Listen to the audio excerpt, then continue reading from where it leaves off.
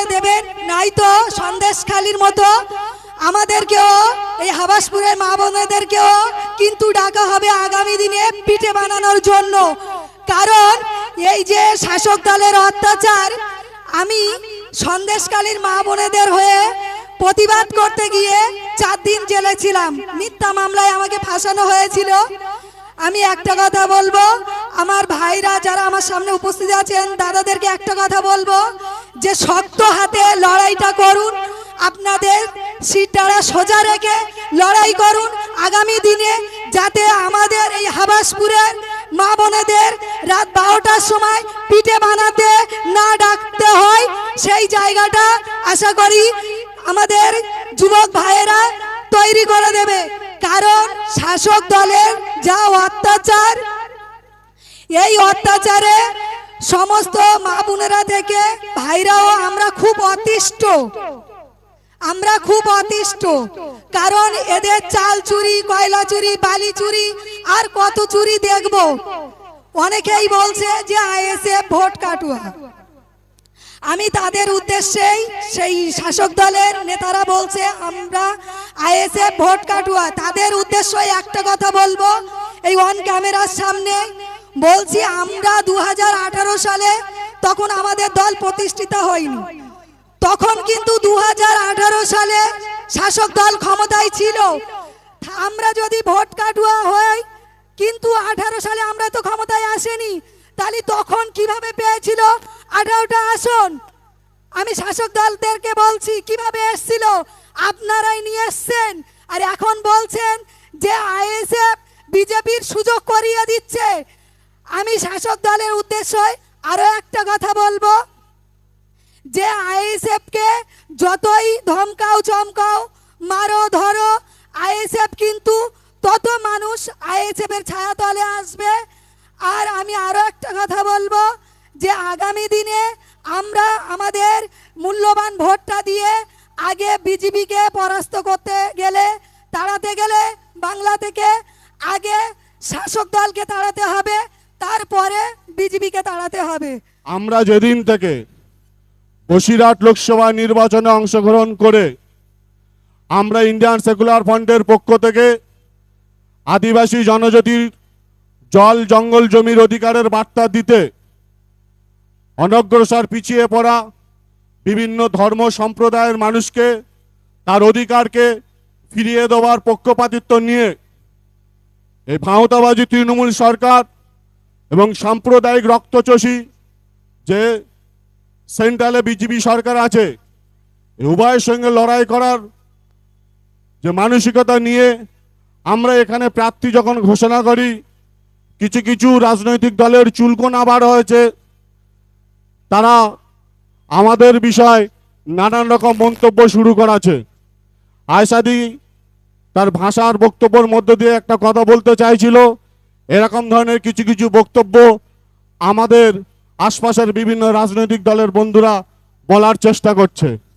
আমি সেই সব রাজনৈতিক দলের বন্ধুদের সঙ্গে আমার সবিনয়ের কয়েকটি ভাষা তাদের কানে পৌঁছবার জন্য যতদূর মাইক গিয়েছে সেই মাইকের আওয়াজ দিয়ে বলতে চাই, এবং এতটা অঞ্চলের সুধী নাগরিকবৃন্দ সহ আজকের জনসমাবেশে বিপুল সংখ্যক মানুষের উপস্থিতি, তাদের সামনে আমরা ইন্ডিয়ান সেকুলার ফ্রন্টের পক্ষ থেকে বিশেষ কয়েকটি বার্তা রেখে যেতে চাই।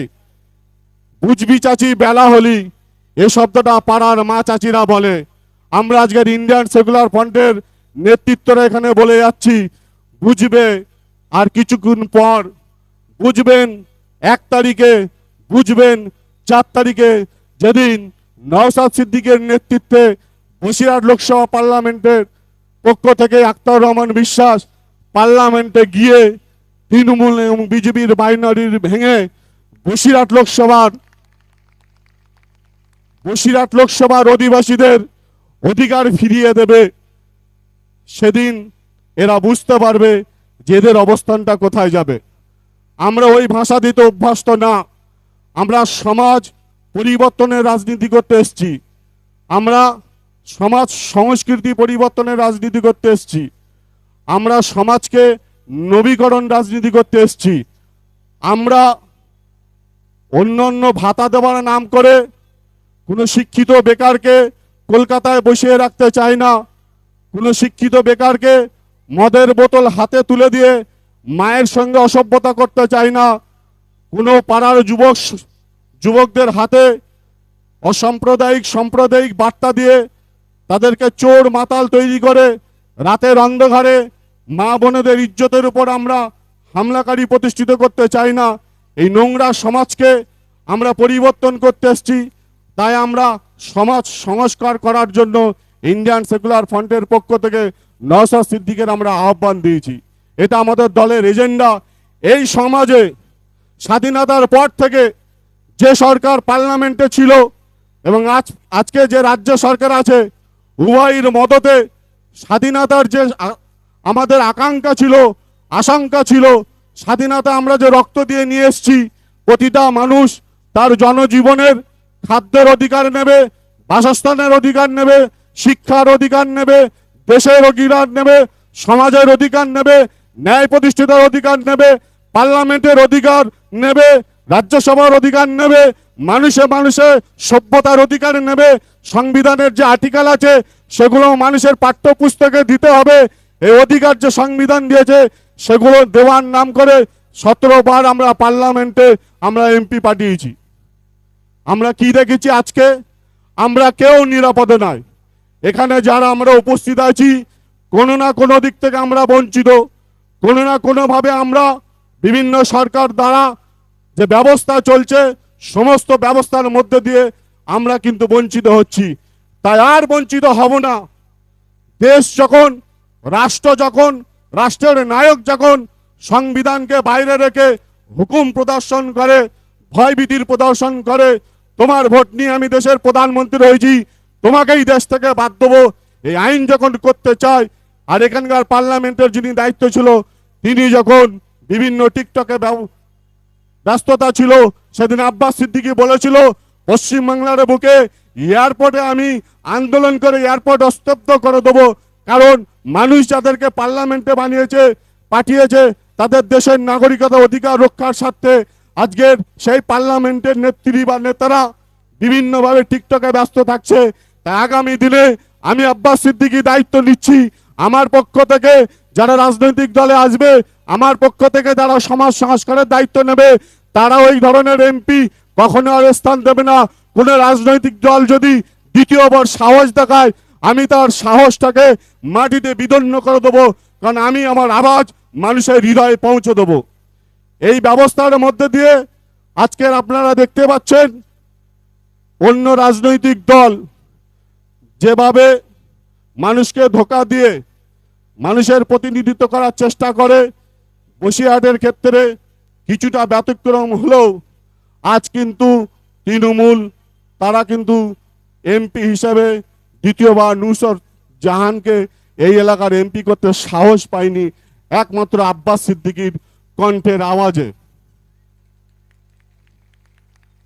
তাই আমি আপনাদের কাছে এই একটা শব্দ রেখে যাই, আপনারা সবাই আব্বাস সিদ্দিকীর আহ্বানে, নওশাদ সিদ্দিকীর নেতৃত্বে খাম চিহ্নে ভোট দিয়ে নিজের বুথে নিজে প্রতিনিধিত্ব করে নিজের বাড়ির, নিজের ঘরের মা বোনদেরকে সকাল সকাল ভোট কেন্দ্রে নিয়ে যাবেন, খাম চিহ্নে ভোট দেবেন। পাড়ার যে আশপাশের মানুষ আছে, পরিবারের মানুষ আছে, তাদেরকে সঙ্গে নিয়ে এসে ভোটার লাইনে এসে লাইন দেবেন, খাম চিহ্নে ভোট দেওয়ার পক্ষে আপনি সাহায্য করবেন। বাকি যে কাজটা ইন্ডিয়ান সেকুলার ফ্রন্টের কর্মী সহ প্রশাসনকে দিয়ে আমরা সে ব্যবস্থা করে দেবো। এইটুকু আশা আকাঙ্ক্ষা আপনাদের কাছে রেখে আমার এই স্বল্পমেয়াদী বক্তব্য এখানে সমাপ্ত করলাম। ইনকালাব জিন্দাবাদ, ইন্ডিয়ান সেকুলার ফ্রন্ট জিন্দাবাদ।